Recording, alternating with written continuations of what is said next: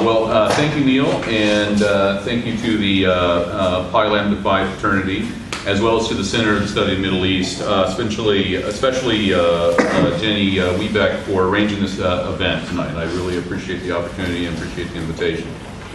The format for our discussion tonight, and it is going to be a discussion, not really a set of presentations, will be in which I ask the discussants questions that they had been given earlier today, so they hadn't had a lot of time to bone up on them. And I will also act as the gatekeeper and request that both Luma and Dr. Baram try to keep their answers short and on point, so we're able to move it along and talk about a range of issues. I will, when necessary, attempt to draw people back to the main points and may ask follow-up questions for clarification. They are, of course, welcome to ask each other questions and follow-ups as well. I do ask all of you to not interject during the discussion. We will have time toward the end of the evening for you to ask questions and to make comments. Before we start, I'd like to introduce our speakers. To my right is, your left, is Luma Khabaaz, who is a junior studying international studies in journalism. She's from Valparaiso, Indiana, and she is currently the president of the Muslim Students Association here at IU. In her role as president of the Muslim Students Association, this year she's focusing on social justice events and having honest and open discussions about issues of interest to the Muslim student community. After she graduates, she plans to attend law school and specialize in human rights law. To my left is Dr. Abdul Baram, who was born and raised in northeastern Syria in the city of Aleppo. He came to the United States as a young man and received a BA or BS degree in electrical engineering from University of Massachusetts, and an MA degree in military studies specializing in air warfare and electronic warfare from American Military University. And he completed his PhD in applied technology focusing on electronic defense systems from Union University. He is currently an engineer at Crane, and he also serves the local Muslim community as the director of public relations and the imam of the Bloomington, the Bloomington Islamic Cultural Center. And welcome both of you. Thank you for both coming. Over the past 2 years, with the ascendancy of President Trump and the so-called alt-right, public discussion of the role of Islam and Muslims in the U.S. appears to become more common and often vitriolic. On the internet, especially on social media, and I recently started Twitter, and it is not always a pleasant experience, suspicion of Muslims, especially of refugees, immigrants, and of U.S.-born citizens, is a common feature.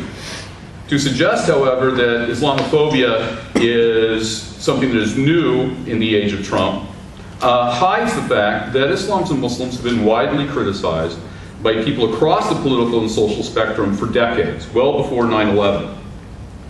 For decades, people such as Franklin Graham, Robert Spencer, and Daniel Pipes on the right, as well as Richard Dawkins and Bill Maher on the left, have described Islam and Muslims as anti-modern, non-Western, ignorant, misogynistic, inherently violent, and opposed to the basic values of civil society and American discourse. Those are quotes that are found in all 5 of those people's writings and discussions. Their statements become the bedrock of anti-Muslim rhetoric on the internet and in social discourse and fuel discrimination and anti-bias attacks toward Muslims, or biased attacks toward Muslims. But how is being Muslim in America different from the experience of any American minority group? Americans have a woeful track record of dealing with minority rights, especially those who, due to ethnicity or religious and cultural tradition, are not able to blend into the dominant, predominantly white Christian Protestant culture. This all raises a couple of questions that I think that I hope we'll be able to talk about, and I hope you'll find of interest. The first one, and I'll start with Luma, is, in your experience, what is Islamophobia and how is it different from other types of bigotry and discrimination that other groups face? Is it something that's particular to Muslims in the Muslim experience, or is it part of a broader culture of issues that Americans generally have with dealing with minority groups? I definitely think it's like a broader issue, and mind you, all my answers today will be coming from a much shorter timeline of experience than like Dr. Baram, because obviously he has more experience in the US, like being Muslim. But in my experience, I think if you guys have probably all heard of the term intersectionality, and basically, if you haven't, just to like sum it up really quickly, is that like people are not just like monolithic. We have multiple identities. I'm a Muslim, I'm also a woman, I'm also Syrian as well, I'm 5'1", like it's just like multiple identities, and you can't, just be like, okay, well, I'm Muslim, so I'm being discriminated because I'm Muslim. So I feel like a lot of times, because like Muslims can be, they can be Arab, they can be Black, they can be South Asian, they can be East Asian, they can be anything. That Islamophobia takes like kind of just like racism against minorities in general and just like adds another layer on it, because a lot of times we see Islamophobia against people who are not Muslims, but maybe are not as white passing, or maybe it's just an easy hateful word to use against people, to like call them a terrorist or something just because of the color of their skin. I mean, my family's not all, like some of my family is very white passing and they don't appear Muslims, so people can't like use this hateful rhetoric against them because they can't see it like up front. So I really think it's just another level that it's just very accepted because we have something to hate. I mean, we have like excuses kind of, especially after 9/11, but not limited to that. So people are kind of like, well, I can hate Muslims, and so they just kind of add it on to the hateful rhetoric they already use. You bring up something that I think is interesting, and you said that you have relatives that are white passing and don't appear Muslim. What's it mean to appear Muslim? If you're not wearing hijab or something, does a Muslim look like something? I mean, no. So that's precisely like the point I'm trying to make, is that I don't look Muslim, but that I'm not white. So it's easier to understand and accept the fact that I'm Muslim and understand and accept hate towards me. But if someone who doesn't wear the hijab and also looks white, and that's what we call white passing, then it's harder for you to assume automatically that they're Muslim and to assume the hatred upon them. Dr. Baram, same question to you. What do you think Islamophobia consists of in the United States? And is there something particular about it that's different from the types of reactions that other Muslim or other minority groups in the United States face? I believe if I track that, in my studies, I found during the Cold War, and when the Cold War was almost over, two major or key people, one of them from the United States and the other one from NATO. From United States, the Vice President or ex-Vice President, Daniel Quayle. And the second one actually was the head of NATO.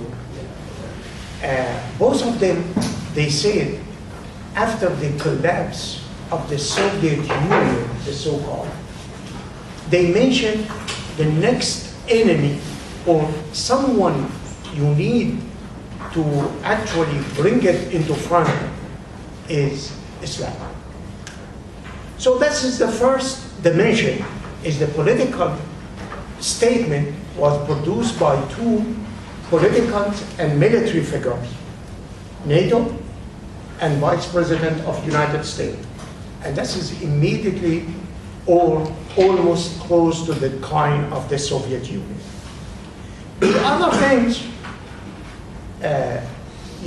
President Nixon even mentioned that in his books, that Islam will be after communism.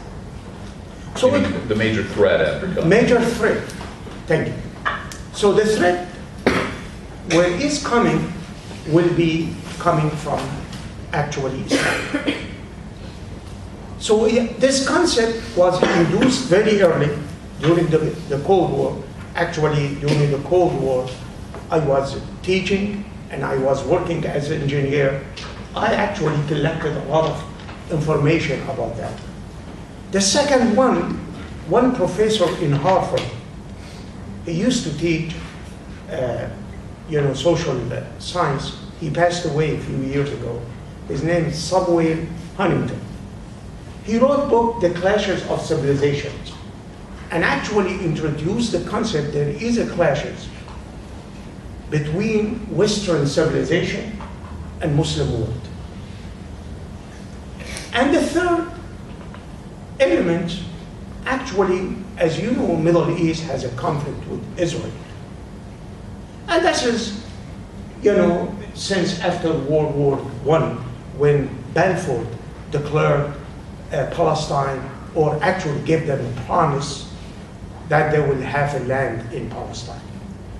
And United States, to many extent, supported Israel, as well as supported Middle East. So I believe there is a political background for Islamophobia. There is educational and social studies in that, in the clashes of civilizations. And the third one is actually what we call it's a very dynamic issue, the conflict between the Arab world or Palestinian nations. So there is a ground for it in But now, how personally I feel that sometimes, once in a while, I encounter some kind of negative remarks. Just like to share with you in 2009, actually I came to Indiana in 2008. 2009, my work sent me to attend a conference. And that conference was in Huntsville, Alabama. And when I just stepped in and I showed my ID to attend, he saw my name, Abdul Baram. He said, that's a terrorist name. I said, how come? How do you know that I am a terrorist? I'm here to attend. By the way, the US government granted me a very high top secret clearance. Even I wasn't born in this country, but I'm a US citizen. So no one will attend this conference must have been very, very qualified, because actually pertain to defense. So I said, how do you classify me or classify my name as a terrorist? What evidence you have? He said, it's enough, your name. So once in a while, like for example, every time when the environments get tense, you do get some negative remarks.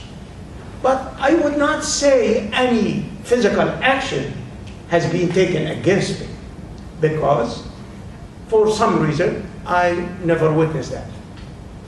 But as a word, as a gesture, as a remarks about my background and about where I come from and about my actually the history of my family and where I come. Many times I explain to people, my roots goes all the way to Abraham. My last name, Baram, is a derivative of Abraham.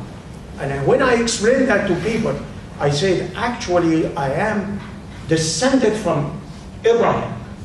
I am not just coming from nowhere. So I have a very religious roots. I have a very deep culture in the history. So some people, after that, they change their attitude and they start, more, show more respect. So if I can ask a question, so you seem to be suggesting that in reference to the question, that there is something qualitatively different about Islamophobia than other types of discrimination in the United States. And that's largely the geopolitical context in which Muslims in America are conceived. As one, Islam is often by people on both the left and the right described as this kind of ideological other that seeks to subvert the United States. And that's the thesis both for Dan Quayle's statement as well as Samuel Huntington's statement. So is that the case? I mean, is that what you think is the case? And if that is the case, that the geopolitical aspect of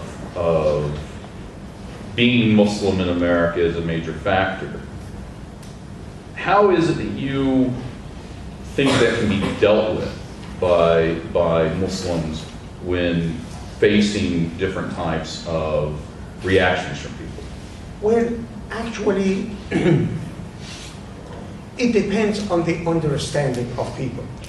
So I brought that as we are in educational environment. So I just want to tell them the modern sources. Islamophobia, actually, when I went to Oxford Dictionary, the first, the first notion appeared in the early 20s, 1920s. And actually, they documented in Oxford Dictionary. However, the first suggestion I do suggest is to provide more education. More education to educate people. Why I embrace that? I embrace that for two things. The Quran, whenever first revelations, the first word was revealed in the Quran upon Prophet Muhammad, peace be upon him, he said, read. Actually, the first statement in the Quran calls for education.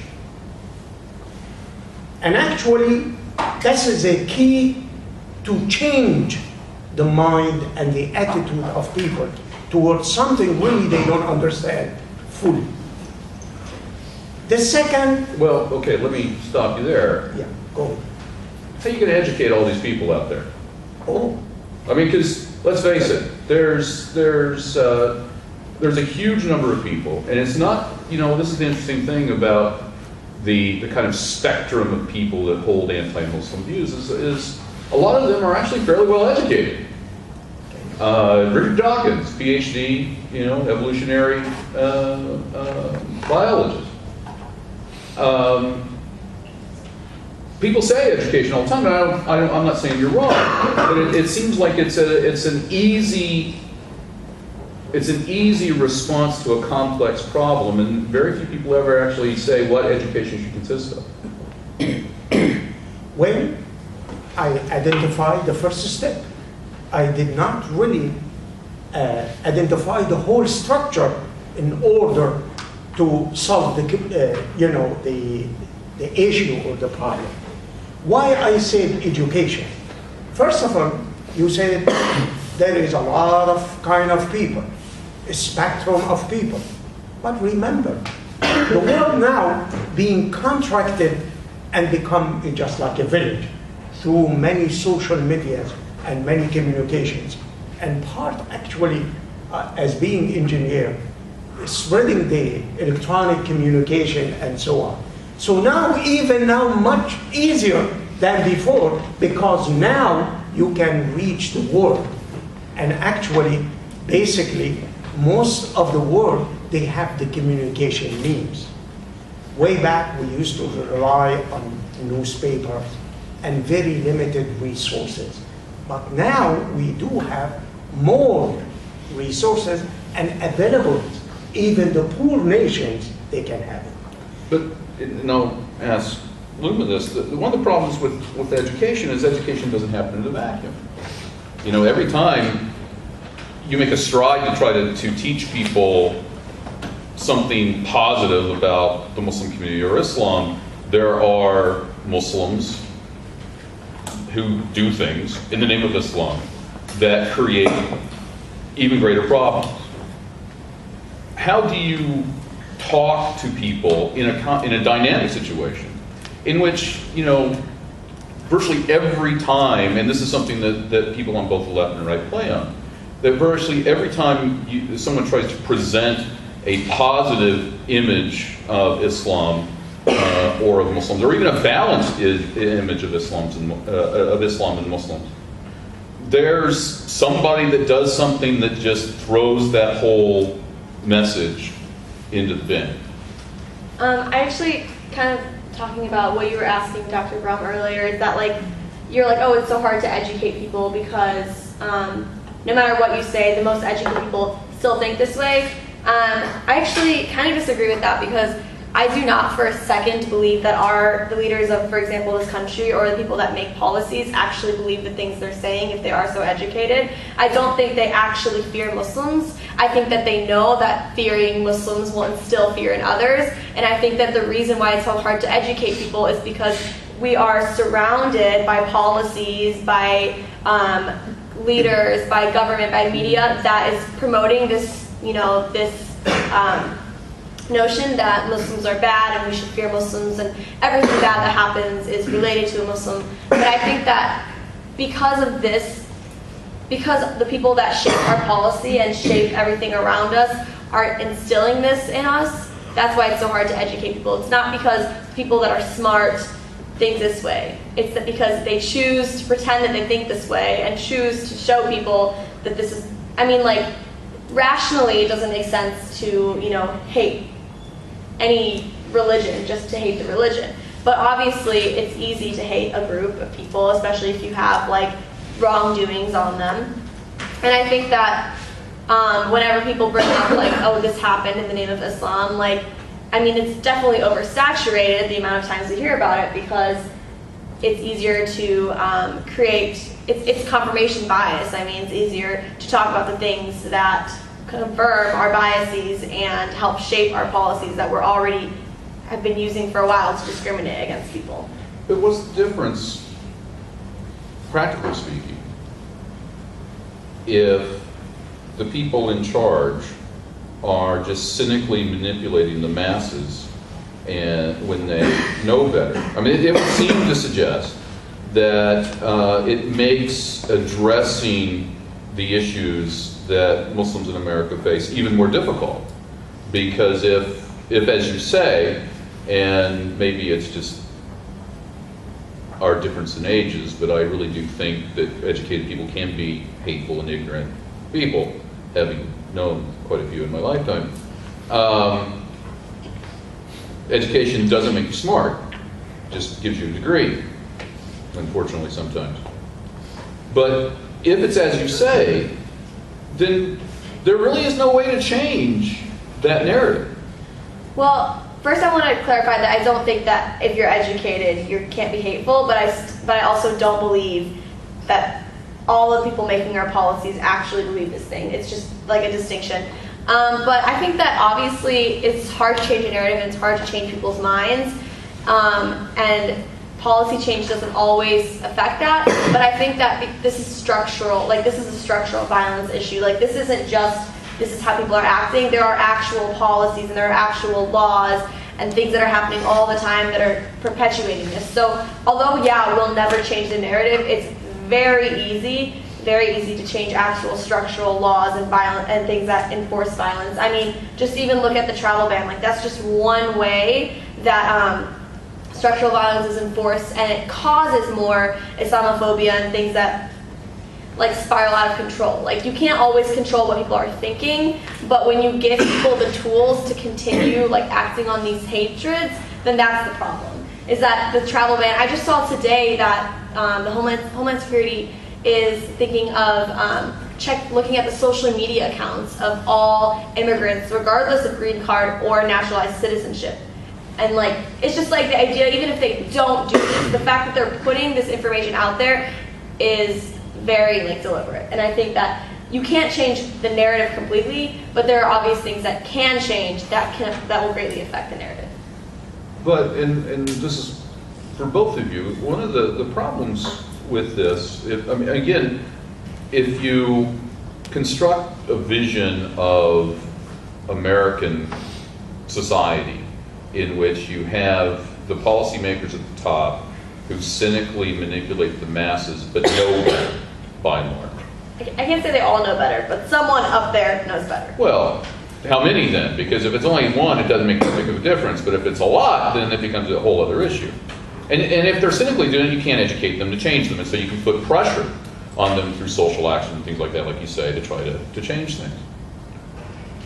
But it becomes kind of a feedback loop, right? That they manipulate the masses, if it's as you suggest. But then when Muslims in various places, no matter how small that percentage of people actually is, do things that reinforce that fear, how do you counter that?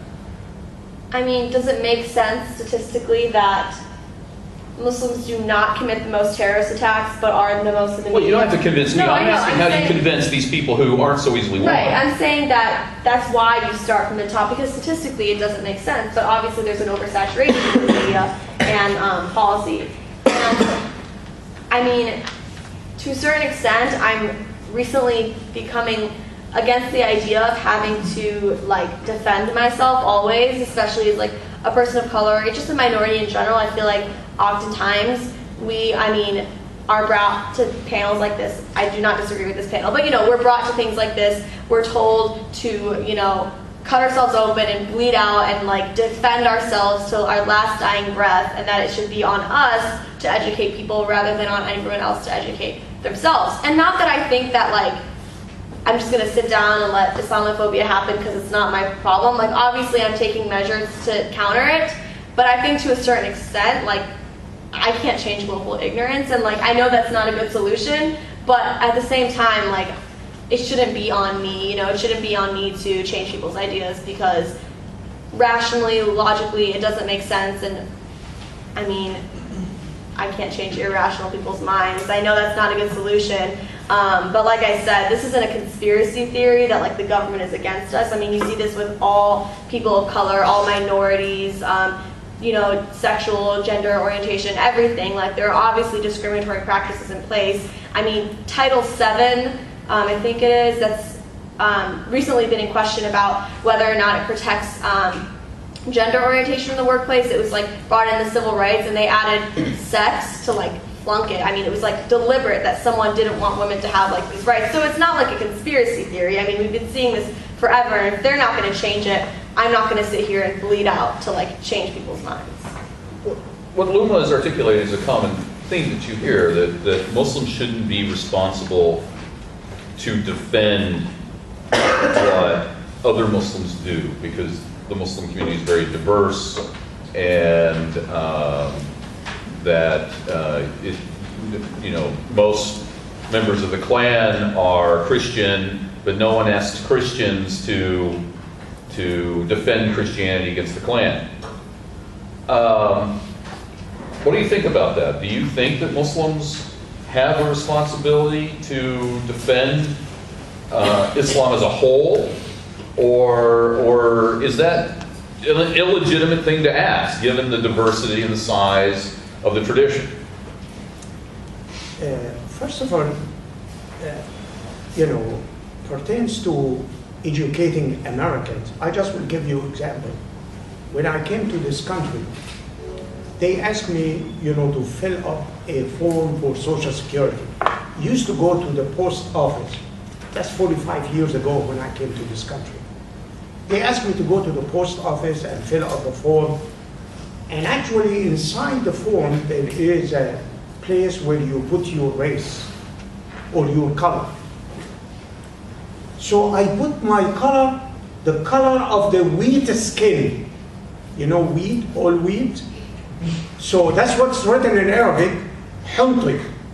Hunti, the translation in it in English, it's whole of wheat. The color of the skin, the brand. And actually, the clerk in the post office, he said, we do not have that color in the United States. Give me your birth certificate. And I showed him my birth certificate translated into English, from Arabic to English. It's written the color of the whole wheat or brand. Then he put me others. So I stayed others until a few years ago, they say the one who is coming from the Middle East and North Africa is considered white. Just a few years. But my original form and papers, which I came in the early 70s, 45 years ago, but now they have changed. They used to call blacks people Negroes. They changed, they called them African American. So there is a changes in the United States. When I came to this country, they did not call me Muslim, they called me Mohammedan. So they said, because you come from. And I asked one time one person, do you know who is Muhammad? He said, he is your God, isn't it? I said, definitely, more education. So there is a lot of misconception about Islam. If you take it to defend Islam, I'm not really, very much advocate defending or non-defending. I'm a pro-educated. And tell them that me and you, we belong to one family way back, created by God, and the name of the father and the mother of that family was Adam and Eve. So me and you are brothers, and actually in the Quran said, all humanity, all mankind belong to one family. So another word, I try to promote the concept, the whole world belong to one community, and God in the Quran said, you should embrace diversity. يَا أَيُّهَا النَّاسُ إِنَّا خَلَقْنَاكُم مِّن ذَكَرٍ وَأُنثَىٰ. So God said, oh people, I have created you from one single family, and I made of you many tribes and many nations to respect and develop knowledge about each other. So Islam promotes diversity. Want to educate people that racism in Islam does not have ground. But to be fair, Yes. you know that that's not always the way that it's applied on the ground in most Muslim countries, that there is discrimination in Muslim countries. And so you're talking about Islam in some kind of ideal sense that I don't necessarily disagree with, but in the application, that's not always the case. And so when people bring up, as these guys all do, all of these instances that you can bring up in almost any country, including the United States, of things that in a sort of modern Western sensibility are offensive, do you think that you have to respond to that? Do you think that is your response to say, well, that's not Islam? What is the response that you have? Well, definitely, if there is a misconception, like for example, if some people, Muslims in their countries, discriminate, this is not a representation of Islam. That's their individual behavior. Exactly like here in this country too. You will find some people, they don't like many people. It doesn't mean that's a representation of American culture. Actually, that's their own thoughts and their own behaviors. So I just want to, make a line. There's a big difference when the community embrace that and become they are part of their cultures, or sometimes when they are individual, they adopt that, and that's their personal preference. But how do you respond to people who say that the rather common defense of Islam is the things that we don't like are culture, but they don't actually represent the religion? Can I respond to that? Sure. Okay. So, kind of like what Dr. Baram was saying, I think oftentimes Muslims, especially in Muslim majority countries, are held to a higher standard than we hold any other religion. To give an example, like what he was saying, it's culture versus religion, right? I mean, just because a country is Muslim majority does not mean everything that happens in that country is Islamic. Even the countries that consider themselves, Muslim countries, none of them are 100% Muslim, and they all have some level of separation of church and state. So when people do things that are, your religion is like what's inside of you, what you do, and the thing is, every time a Muslim does anything, it's a representation of their religion. But a lot of times we don't hold, for example, like Christians in this country. I mean, the United States is majority Christian. We don't hold Christians accountable for everything they do because they are Christian, but just because maybe this person's racist, not because they're Christian they're racist, or maybe this person's just, like sexist, but not because the teachings of their religion tell them to be sexist. It's also because Christians are the majority and no one differentiates here, right? If you're a part of the Christian majority, we don't differentiate between other Christians. It's that guy.